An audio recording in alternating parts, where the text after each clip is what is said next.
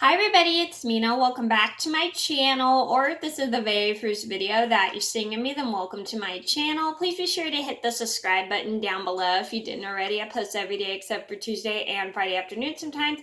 And today in this video, I'm going to go over my top 5 ways you can help your child get rid of toys or books or like toys they no longer want anymore. So this is a video to help if you're trying to get rid of stuff that your child no longer needs or wants. But it is quite difficult to get rid of stuff with kids. I know my mom has definitely been through this kind of stuff with me when I was much younger, and we've all had moments when we were little when we had way too many toys and we didn't know what we wanted to keep or what we didn't want to keep.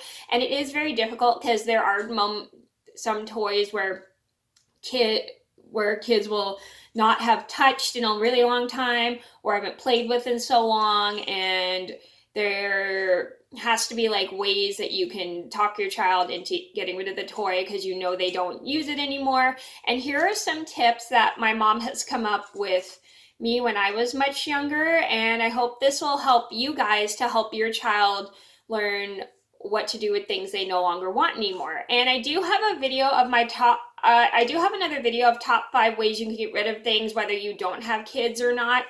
Whether if you don't have kids, I do have a video of top 5 things you can do with things you don't want anymore, which I'll link down below if you didn't see. And I'm going to get started, and hopefully you guys find this helpful for your child if you're parents. Number 1 on my list had to be go through the toys with your child. So you never let the child go through the toys him or herself, just because they will probably end up winding up keeping all the toys, especially if they no longer want them. So it's good to kind of supervise the child and just show them the toy, do you want this? And if they shake their head, then put it in a box. So it's kind of like a good thing. And if they want the toy, you can just put it in another pile. So it's never good to let your child go through toys themselves because they'll end up just probably keeping everything, especially if they no longer play with it. So it's good to supervise your child.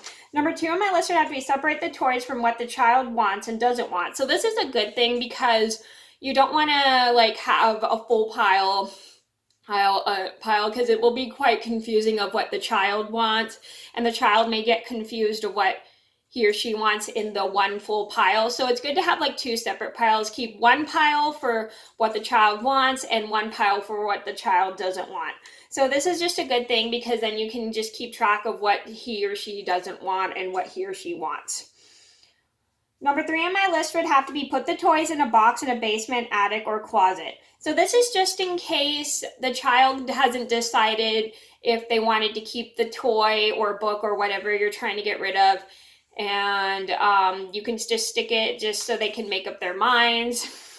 And you can just stick it in there if they don't make up their minds yet. So this is what I should have done when I was going through all my Disney books, and I should have put them in a box or something so I could still keep them. And this is just a good way to help the child decide if he wants to keep it or not. So it's good to have like an extra box so then you can put the stuff that they haven't decided what they wanted to keep or not in the box, and then you can put it upstairs and they can go through it later. Number 4 on my list would have to be if the toy is completely broken, throw it away. So this is a good thing. It's kind of pointless for a child to have a toy that no longer works anymore. More like if a huge chunk of the toy is broken off, just throw it away because there's no use for it. You can't get rid of it. You can't put it out for free, and you can't sell it at a yard sale. So a good tip is to maybe just throw out all the toys that are broken and are no longer working anymore. More because it's just pointless for the child to keep a toy that doesn't work anymore. Number 5 on my list have to be if your child has some of the same exact replica of toys, talk them into giving it to their friends. So this is also a good thing, is you could talk the child into giving the toy to one of their friends. Like if it's an unopened toy and it's the same exact replica of a toy they already have, you could just talk them into giving it to one of their friends for their birthday or Christmas, which is a good thing because then maybe their friends might want to play with it, which is a good thing because it also saves you money for just in case it's the child's friend's birthday coming up or Christmas is coming up and your child wants to get a present for their friend. And if your child has the same exact replica of a toy that is not has not been opened, you can just save it for one of their friends for a Christmas or a birthday gift, which is a good thing because then maybe one of their friends will put it into good use. Okay, so those are my top 5 ways to help your child get rid of stuff they no longer want or need.